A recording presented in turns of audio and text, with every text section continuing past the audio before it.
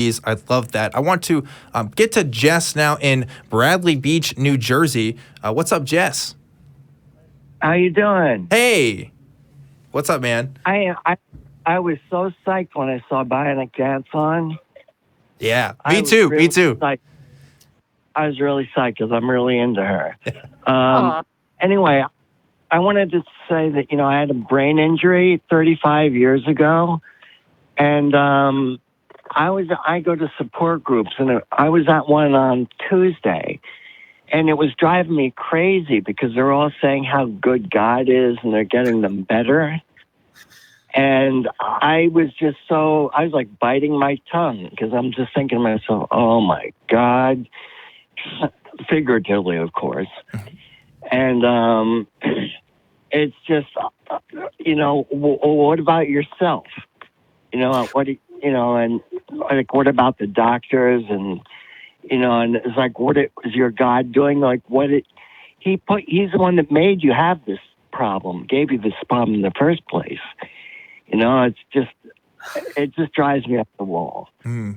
Well, I mean, for those of you who don't know, for some context, I was having seizures. They started about 7-8 years ago.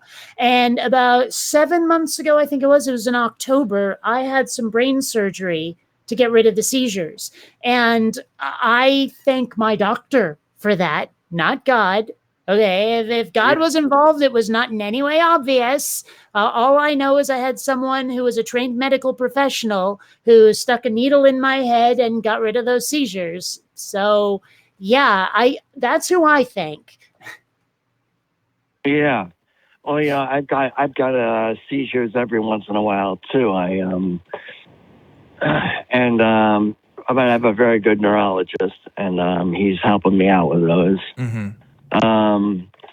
But I mean, they're just saying how much better he's making their lives and stuff like. The medical thing, it's kind of interesting. I think people rationalize it by there is kind of a karmic influence in Christian beliefs. Like obviously the theology may not actually support that, but in the common kind of Christian parlance, there is kind of this idea of, oh, well, this is because you did this bad thing, and now this is kind of the result of that. And I have seen that happen. Like, I remember going to a church and a woman who was a paraplegic was on stage and was talking about how this injury that happened to her kind of taught her about how to love and trust God more and all this and that. And looking back on that now, it's kind of awful to see from my perspective, right? Because it's like, oh, wow, like this was the way this lesson had to be taught, like through this awful thing that I'm sure has caused you so much pain and agony. And it is kind of frustrating to see people talk about it in kind of positive terms, right? Like, and what people do. I guess they need to find something good to look towards. Yeah. So, I guess that they have to find something good in it. And so they go for God. And that's the one thing that everybody is so gung-ho on, being good. And but they don't look under all of the negative things, like slavery, like Matt always says. Mm-hmm. Yeah, I remember first time I got my, I had appendicitis when I was like 12 years old, so I had to get my appendix removed. And I think that was one of my first thoughts of, well, why was this? Because I was learning more about this organ that I had in me that I didn't know apparently like didn't do anything for the most part. It was like, well, why was this thing in here in the first place, and why do I have to get this taken out? Because my pastor at the time came to my hospital, and I remember he kind of prayed over me and laid his hands right over my appendix to make sure that, and it hurt really bad. I don't think he should have touched me there, but he kind of did this prayer of like, pray for the surgeons to kind of take care of this stuff. And at the time, I kind of remember wondering, like, okay, like, why is this even happening in the first place? Like, is this one of those things where I'm supposed to learn like a grand lesson out of this? Is there some sort of narrative that I'm kind of missing on? But I just had surgery for a thing and I got removed. If God existed, why would you have this horrible thing happening to you? Yeah, and is he going to pay for the health insurance costs? Like, is that God is all loving? Why would I have this face? No, I'm kidding.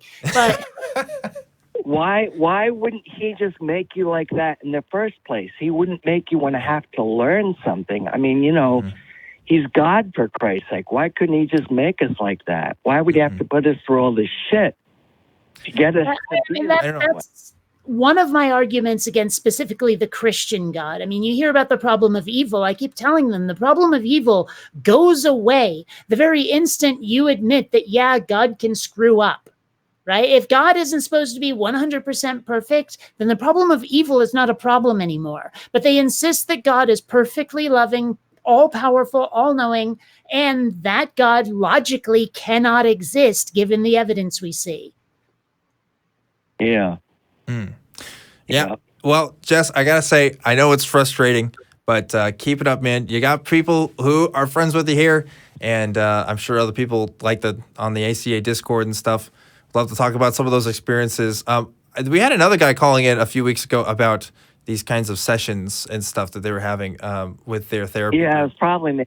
Okay, I was wondering, like, is this the same person? But yeah. So, like, you know, I'm keep it up, man, because there's other people that feel the same way. I've seen similar posts on Reddit and other places talking about, like, yeah, my therapy group is kind of talking about religion, and this is like really uncomfortable and stuff, and it can be kind of awkward to be the atheist in the room, right? I've also got a friend who's trying to get sober right now, and I keep telling her, find secular AA or they will force religion on you. Yeah. For sure. Well, that's, that was me. That was, this is, the second time I've called in. And also, I sent you an email. Did you get that by chance? I think so. I get a lot of emails, but I can double check. I remember your email. Haha. Yes, I do. I think I responded to it. But I haven't gotten it so far. Okay. I don't think so. Anyway. I was having some disclosure for some people, because I was sending responses to people, and there was a problem with the way that Outlook was kind of syncing with my stuff, and it wasn't going out to some people, and I kind of found that out after the fact. So if you didn't get a response from me, that might be the reason why. I had to kind of catch up on some stuff, but okay, no problem. Just checking, that's all. Yeah, for sure. But Jess, thanks again for calling again. Even when it seemed like I didn't respond to your email the first time, I'm glad you still called into the show. Oh, no problem at all. No problem. Cool. Got it. BionicDance, it's so good talking to you. Really, definitely good talk with you. And would I recognize a username?